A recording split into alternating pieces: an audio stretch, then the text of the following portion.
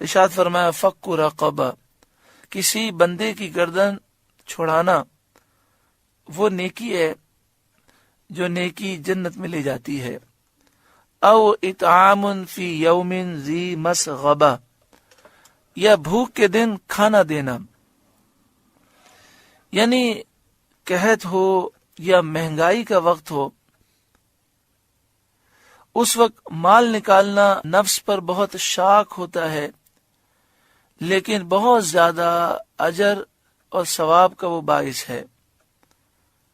یتیمن ذا مقربہ، رشتہ دار یتیم کو، او مسکینن ذا متربہ، یا خاک نشین مسکین کو، ایسا غریب جو مٹی پر ہے، انتہائی وہ نچلے لیول پر ہے، اس کی مدد کرنا، اس کو کھانا کھلانا۔ جو نہایت تنگ دست ہے، درماندہ ہے، نہ اس کے پاس اوڑھنے کو ہے نہ بچھانے کو ہے۔ حدیث شریف میں ہے یتیموں، غریبوں اور مسکینوں کی مدد کرنے والا، جہاد میں سعی کرنے والے اور بغیر تھکے پوری رات عبادت کرنے والے اور ہمیشہ روزہ رکھنے والے کی مثل ہے۔ یعنی جو یتیموں اور غریبوں مسکینوں کی مدد کرنے والا ہے، اسے اتنا ثواب ملتا ہے گویا کہ جہاد میں کوشش کرنے والے اور بغیر تھکے پوری رات عبادت کرنے والا اور ہمیشہ روزہ رکھنے والے کو جو ثواب ملتا ہے، ایسا ثواب اس کے لیے ہے جو یتیموں، غریبوں، مسکینوں کی مدد کرنے والا ہے۔ ثم کان من الذین آمنوا، پھر ہوا ان سے جو ایمان لائے، یعنی یہ کام کرنے والا وہ ہو جو مومن ہو، یعنی یہ تمام اعمال جب ہی مقبول ہیں کہ عمل کرنے والا ایماندار ہو، اس کا عقیدہ درست ہو۔ جب ہی اس کو کہا جائے گا کہ گھاٹی میں کودا، اور اگر مومن نہیں، ایماندار نہیں، عقیدہ درست نہیں، تو کچھ بھی فائدہ نہیں، سارے اعمال بیکار ہیں۔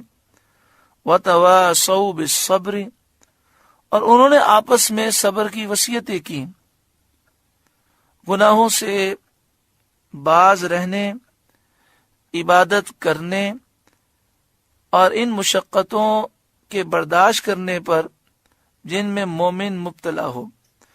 یعنی گناہ سے بچنے میں بھی صبر کرنا پڑتا ہے، عبادت کی پابندی میں بھی صبر ہے، اور جو پریشانیاں مصیبتیں آتی ہیں ان پر بھی صبر کرنا ہے۔ تو یہ وہ لوگ ہیں جو آپس میں ایک دوسرے کو صبر کی وصیتیں کرتے ہیں۔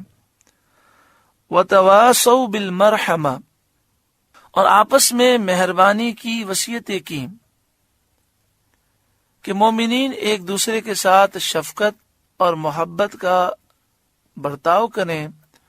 اولئک اصحاب المیمنہ، یہ داہنی طرف والے ہیں جنہیں ان کے نامہ اعمال سیدھے ہاتھ میں دیے جائیں گے، اور عرش کے سیدھی جانب سے جنت میں وہ داخل ہوں گے۔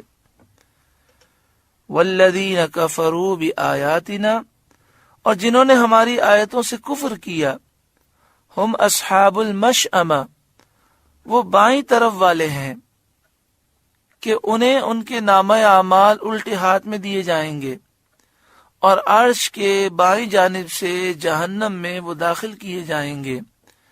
علیہم نار مؤصدہ، ان پر آگ ہے کہ اس میں ڈال کر اوپر سے بند کر دی گئی کہ نہ اس میں باہر سے ہوا آ سکے نہ اندر سے دھواں باہر جا سکے۔